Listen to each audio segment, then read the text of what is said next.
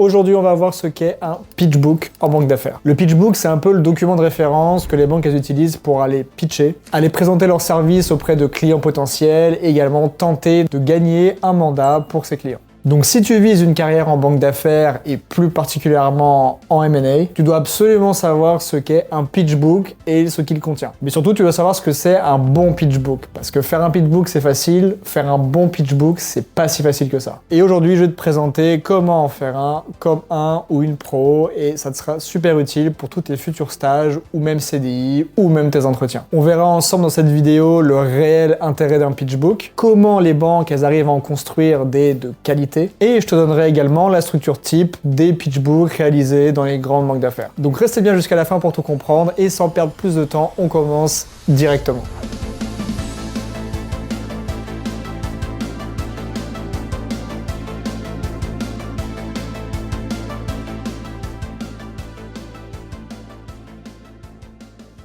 Bon, revenons aux bases et regardons qu'est-ce qu'un pitch book et à quoi ça sert. Alors le terme pitch book et même le terme pitcher, il est un peu confus parce qu'on l'utilise un peu à toutes les sauces en banque d'affaires. En gros, pitcher, ça veut dire faire du marketing. Aller voir un client pour lui proposer tes services et espérer gagner un mandat. Mais un pitch book, ça peut faire 120, 130 pages, comme ça peut en faire que 5. En fait, le type de pitch et le type de deck que tu vas préparer pour ce pitch va vraiment dépendre de l'interaction avec le client. Dans la plupart des cas, c'est juste des petites discussions, un TMD qui a un meeting d'une demi-heure avec le CFO d'une grosse boîte, et donc pour ça, il veut arriver un peu préparé avec une dizaine de slides, un peu marketing sur le secteur, l'entreprise, voilà, des trucs un peu pertinents pour alimenter la discussion, mais ça reste une discussion très informelle. Donc les présentations PowerPoint utilisées pour ces meetings-là, ça reste, comme je l'ai dit, 10-15 slides.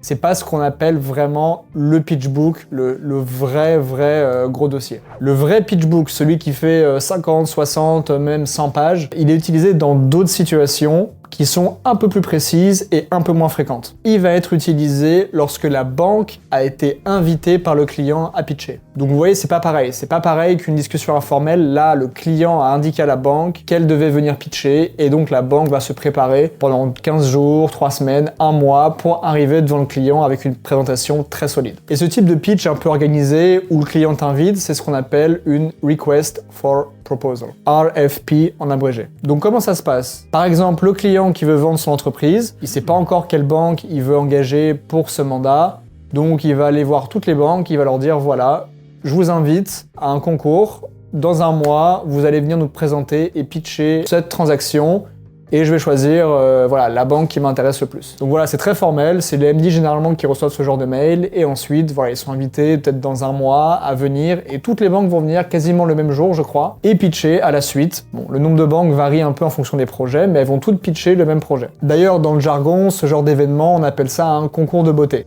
Voilà, c'est bien de le savoir, moi je le savais pas, et donc la première fois que je me suis retrouvé dans une chaîne d'email où on parlait de concours de beauté, je ne comprenais absolument rien.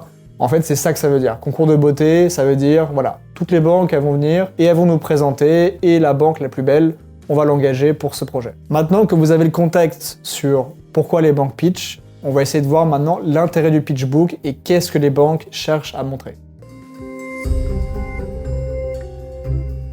Donc comme dit précédemment, l'intérêt du pitch book, ça va être de permettre aux banques de montrer pourquoi elles devraient être choisies, pourquoi elles sont mieux que les autres. Et bien sûr, on fait ça en supposant que toutes les banques jouent à jeu égal, c'est-à-dire qu'il n'y a pas de relation de un tel qui connaît un tel, voilà. En supposant que toutes les banques sont totalement neutres et qu'elles doivent juste montrer pourquoi elles doivent être engagées, le pitch book va être déterminant pour montrer justement quelle banque est la meilleure. Et quand je dis la meilleure pour ce projet, d'accord? Une banque peut être parfaitement adaptée pour un projet très spécifique et pas du tout adaptée pour un projet différent.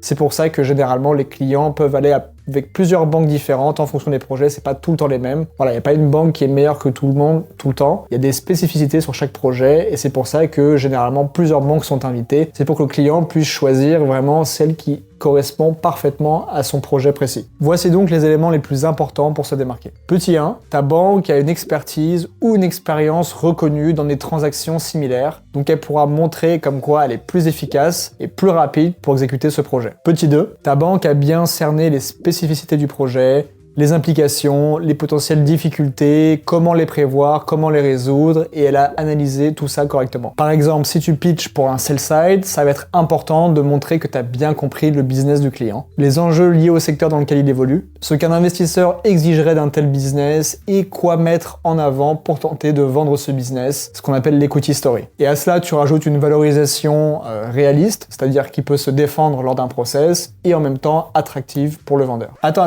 Si tu sais pas ce que c'est un sell-side, c'est que t'as pas encore checké ma dernière vidéo où j'explique très simplement tout sur le M&A, buy-side, sell-side, comment ça fonctionne. Les liens sont dans la description, n'hésite pas à les checker. Petit 3, ta banque propose des services de meilleure qualité ou tout simplement plus de services, ou un accompagnement plus rigoureux que les autres banques. Par exemple, mettre en avant la capacité d'exécution rapide d'un projet avec une timeline détaillée, tous les workstreams, montrer qu'on a bien compris ce qu'il faut faire et les délais à respecter, ça peut être un vrai avantage. Ou encore proposer des services complémentaires comme combiner du financement avec du M&A, ça peut être très intéressant pour un client. Ou encore montrer que la banque a un réseau énorme, qu'elle connaît plein de gens, qu'elle a un très bon accès à des investisseurs potentiels, donc sur un sell-side c'est pratique. Voilà, tout ça permet de mettre en avant les qualités de la banque. Et petit 4, les frais que la banque va demander pour accompagner le client sur ce projet. Ce qu'on appelle les fees. En réalité, c'est un facteur assez déterminant pour la sélection d'une banque pour une transaction, mais bon, voilà, à votre niveau comme au mien, ça ne nous regarde pas du tout, ça c'est vraiment les seniors qui vont driver un peu cette discussion-là sur le prix que la banque va demander au client, donc voilà, ça ne nous intéresse pas, on s'occupe de nos affaires, c'est-à-dire le pitch en lui-même. Si la vidéo te plaît et que tu apprends des choses, n'hésite pas à aller mettre un like pour donner un peu de force. Ça prend pas beaucoup de temps et ça aide pas mal la chaîne. N'hésite pas également à me suivre sur Insta et TikTok où je poste des formats beaucoup plus courts mais tout aussi intéressants. Et enfin, ce que vous attendez depuis le début, quelle est en réalité, en pratique, la structure d'un pitch ?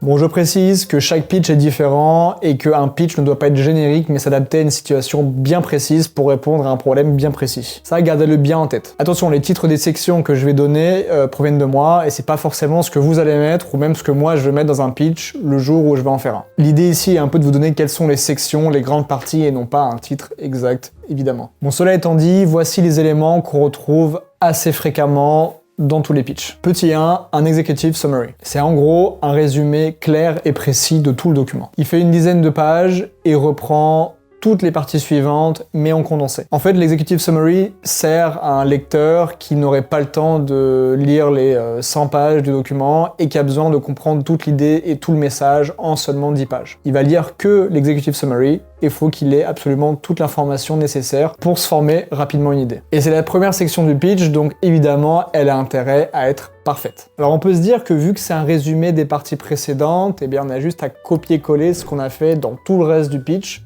dans ces 10 premières pages. Alors c'est vrai, mais attention tout de même parce que l'idée est de donner toutes les informations utiles et pas juste faire de simples copier-coller. Ça ne sera pas la même valeur pour le client. Petit 2, pourquoi ta banque est le bon conseil pour la transaction. Ici c'est un peu la section où on met les credentials de la banque pertinents, on présente l'équipe, son expérience dans le secteur, dans des projets similaires, et comment elle se démarque des autres. On peut y ajouter des case studies si besoin. Voilà, on met le paquet sur l'expertise de la banque. Petit 3, considération sur la transaction et sur la situation du client. Ici, le but va être de montrer que la banque a bien compris la situation du client, et donc cette section va inclure des analyses pertinentes, par exemple sur le marché, avec les tendances, des prévisions, les risques, la compétition, sur l'entreprise du client, ou de la cible si jamais on pitch pour un buy-side, et comment le client peut le mieux tirer parti de la transaction sur le long terme. Petit 4, valorisation et analyse financière. Alors ici, on rentre dans le dur. On peut valoriser l'entreprise du client si on pitch un sell-side, ou valoriser la cible si on pitch un buy-side. Cette section peut également inclure d'autres analyses financières pertinentes, comme par exemple l'impact de cette transaction sur des paramètres financiers importants de l'entreprise, comme je sais pas, la dilution, les synergies potentielles, ou le besoin de financement, ou plein d'autres facteurs intéressants. L'analyse sera plus ou moins poussée en fonction du temps qu'on a pour préparer ce pitch, mais surtout, l'analyse sera plus ou moins poussée en fonction de la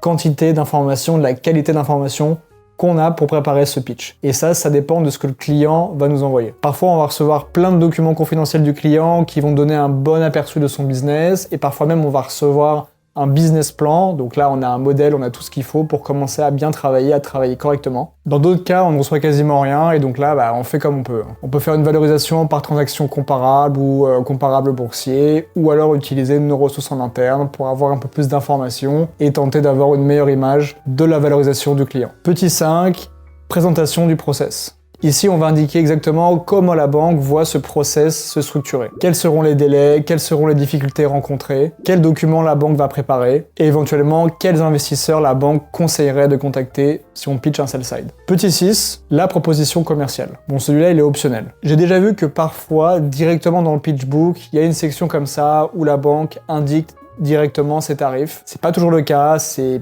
pas fait par toutes les banques, mais voilà, ça peut être une section en plus. Dans tous les cas, pas de panique, cette section ne vous concerne pas du tout, vu que c'est un truc de senior et pas du tout un truc de junior. Et enfin, l'annexe, qui va inclure d'autres pages un peu utiles, ou de credentials par exemple, ou des analyses un peu secondaires, qui ne vont pas être inclus dans le pitch, mais qui peuvent servir au cas où. Et voilà, tu connais maintenant toutes les bases sur le pitchbook. J'espère que ça te permettra de mieux savoir à quoi t'attendre si jamais tu rejoins une banque d'affaires. Si tu as aimé la vidéo, n'hésite pas à liker, à t'abonner, et si tu as des questions, n'hésite pas à les poser en commentaire. Et n'hésite pas également à aller checker mes autres vidéos sur la banque d'affaires, les liens sont dans la description. Ciao.